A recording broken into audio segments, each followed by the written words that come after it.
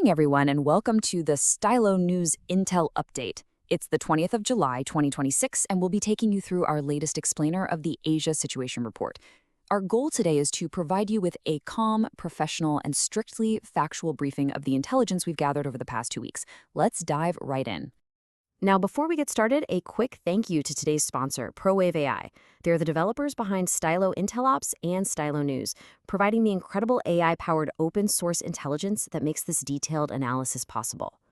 Here's what we're looking at today. We'll be assessing 4 specific regional theaters: China's maritime operations, North Korea's strategic deterrence, the ongoing border tensions in South Asia, and finally, internal conflicts within Southeast Asia. Starting off with region number 1, China, and their gray zone maritime operations. To get our bearings geographically, our recent open-source intelligence has picked up a real concentration of activity in the Taiwan Strait. If you look further south, we're also tracking significant movements around Antelope Reef and Scarborough Shoal. So, the big strategic questions driving our intel right now are pretty clear-cut. What are the actual chances of a direct move on Taiwan?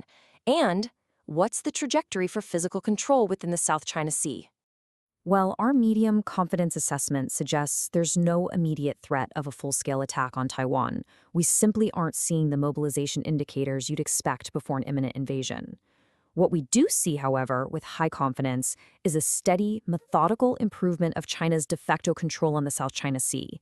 We're talking about sustained gray zone pressure, things like crossing the median line even during severe weather.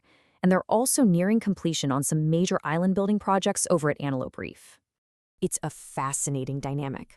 When you look at the open-source intelligence sentiment online, analysts are pointing to a coercive, cumulative campaign meant to slowly normalize military presence and erode sovereignty.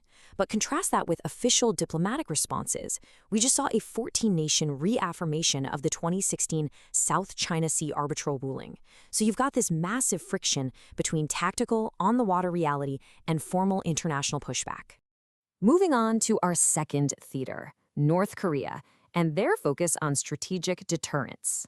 Framing North Korea's position relative to its neighbors, we're keeping a close eye on key nuclear and military installations along both the western and eastern corridors. That network stretches all the way from Kusang down to Wonsan. The immediate security question regarding the demilitarized zone is simply this: is there any data pointing to an escalating physical threat or an imminent attack on South Korea? To put it plainly, our medium confidence assessment shows that offensive action is highly unlikely in the short term. Over the past 24 hours, there haven't been any credible indicators of an imminent attack. The crucial takeaway is what North Korea is doing instead. There's a very clear absence of force mobilization or artillery dispersal. Instead, their priority seems to be strategic leverage and external partnerships. The data points to a major shift toward aligning with Russia, China, and Iran. In fact, mid-July visits from high-level Chinese officials in Pyongyang really underscored this push to strengthen their bilateral military and tech ties. Let's turn to Region 3, South Asia, specifically the ongoing border tensions. Pinpointing the areas of highest risk, we're seeing notable indicators right along the line of control between India and Pakistan, and also around the border crossings separating Pakistan and Afghanistan. Now, we can confirm that the threat of an immediate, generalized war remains low. But there is definitely an elevated threat for localized clashes or artillery duels.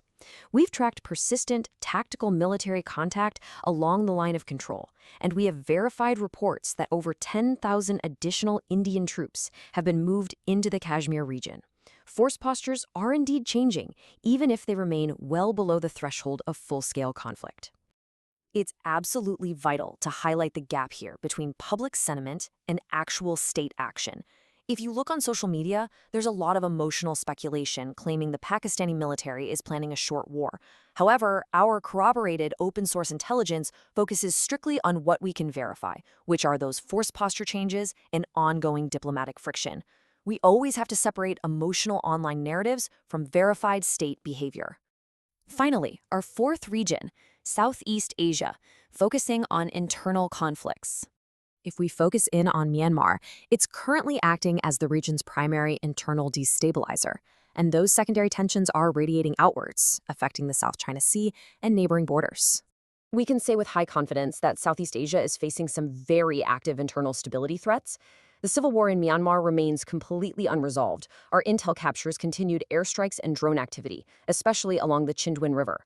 The borderlands are likely going to stay under decentralized armed control, which puts a massive humanitarian strain on the area while ASEAN attempts to diplomatically manage a really protracted conflict. Beyond the direct violence in Myanmar, there is sustained strategic pressure hitting the broader region. This comes from structural economic weaknesses, plus that ongoing maritime friction in the South China Sea, which is constantly testing the diplomatic cohesion of the ASEAN nations. Section 5. Let's look at our forecast and some concluding actions. So, across all these theaters, here is what you should watch for in the coming weeks. Keep an eye on continued incremental infrastructure expansion by China in the South China Sea. Watch for more deterrent signaling from North Korea, particularly through tech and military cooperation with its allies.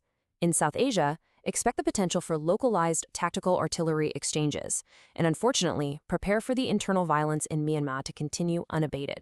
Well, that concludes the analytical portion of today's explainer. I really want to thank you for tuning in and for recognizing just how valuable structured, unbiased, open source intelligence is when trying to make sense of our incredibly complex world.